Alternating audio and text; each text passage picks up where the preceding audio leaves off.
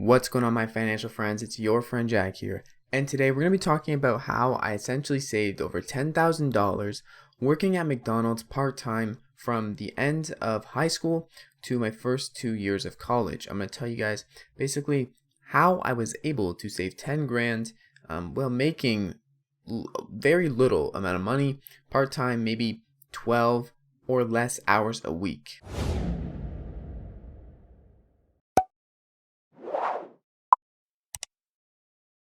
So I started working at McDonald's back in December 2017.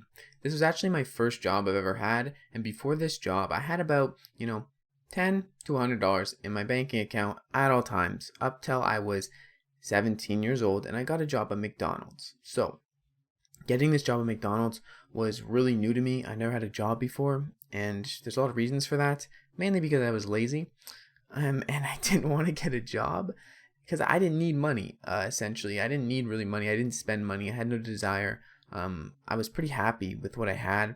What I get for Christmas, I make those things last, and I make my, the money I do get from Christmas and holidays last up till I was 17.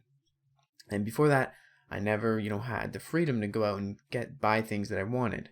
And after I started working at McDonald's, this kind of all changed. I was able, after I got my first paycheck, I was very, very intrigued with how I actually had money. And, a month, 2 months goes by, and I already have $1,000 in my banking account before I know it. And getting up to 10,000 from there, honestly, took a while just because I wasn't working as much. I was, the first year I worked at McDonald's, I did work probably the most hours. I believe I made around 8 grand before taxes, and somehow I managed to spend a lot of that. Most of it was on insurance and, subscriptions, my phone bill, a couple hundred dollars a month in, insurance bill and phone bill, and some other monthly subscriptions like Spotify. Those add up very quickly. And when you're only making $300 a month, pretty much, those $200 bills really do add up, and it's hard to get to 10 grand. But here's how I did it. Essentially, in my last year of high school, which was December, so about halfway through my last year of high school, I got, I got this job at McDonald's. I started working at McDonald's on the weekends and after school, and I did make quite a bit of money that year, and I ended my savings account with around $3,000 going into college. So fast forward to September 2018, my first year of college, and I did work weekends only throughout college. That first full year, September to the next September.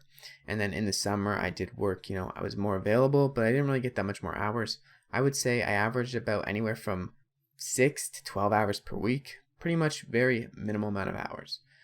And then after that first year of college, working during college, only on weekends, I think I had my savings account up to about 6 or 7 grand, which is pretty good, considering I barely made any more than I really saved. I probably saved over 50 to 70%, and that's really the main reason that I attribute me being able to reach $10,000 earned and saved. And now I'm going towards investing, as you may know, on this channel. But that's how I really was able to get so much money in my bank accounts, because I just saved majority of what I earned. And I did have to spend money on monthly finances, but other than that, I didn't go out and just, I have money, let's spend it. That's not my mindset. My mindset is, I have money, how can I not spend this so I can have it later on when I really need it, not when I just want something. That's my mindset. And I try to put off as much big purchases as I could. Like when I say big purchases, in my mind, a big purchase is anything over, $20. That's a big purchase. That's something I should think more than a day about. In most cases, I don't purchase things over $20 unless I've really thought about it and I know that this is going to make my life better and I really actually want this. So that's a main thing you need to think about when you're trying to save a lot of money. Do I really want this? And how can I not spend money to have more money for later when I really need it? That's the main drive for me. That's how I got from, $0 in my bank account working at McDonald's for a few years part-time to $10,000. Now, obviously, it's not going to be that simple and straightforward when you're in your everyday life, and you're not always going to be as lucky as me to be able to live at home for free during college. And also, I don't have a car. I have to pay insurance on a secondary driver. It's only $100 a month in insurance through college.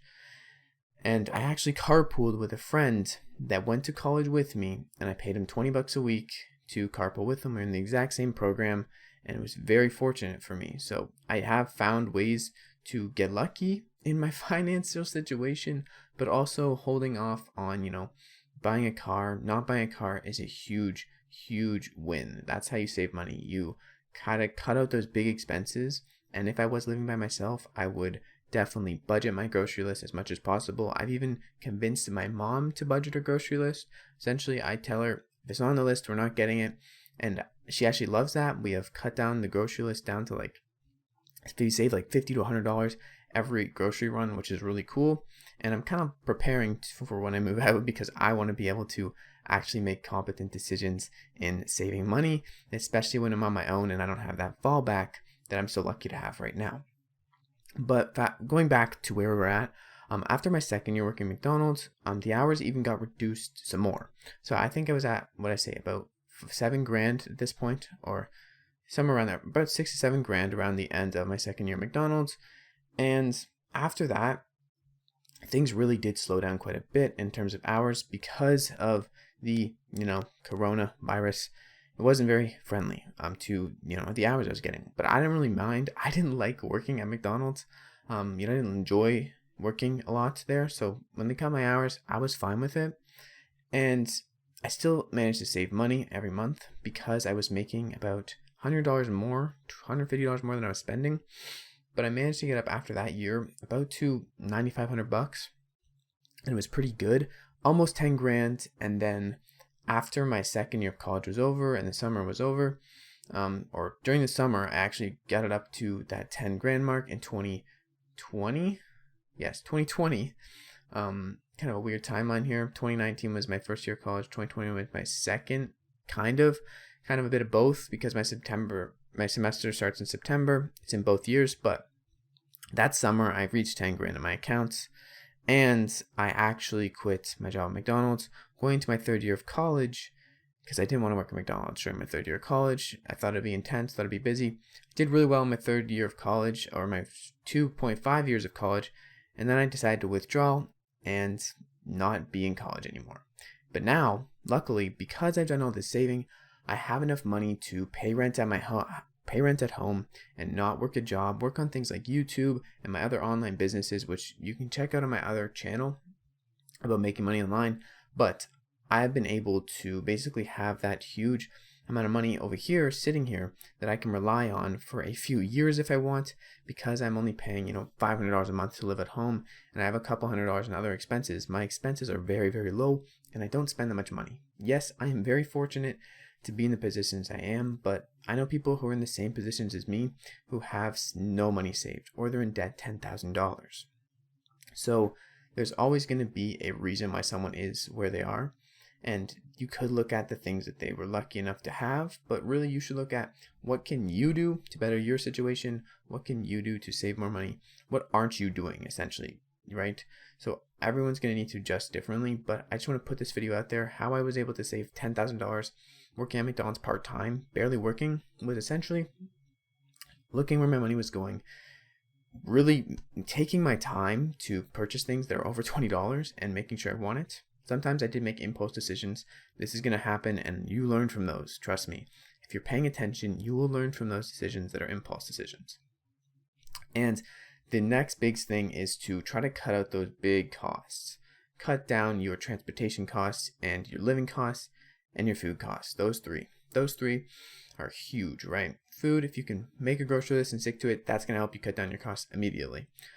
Transportation, if you can carpool with someone, not have a car, in one way or another, take the subway, take the bus, cuts down your costs immediately. Living situation, if you can have a roommate, or if you can live at home for a few years, save up some money, get yourself going.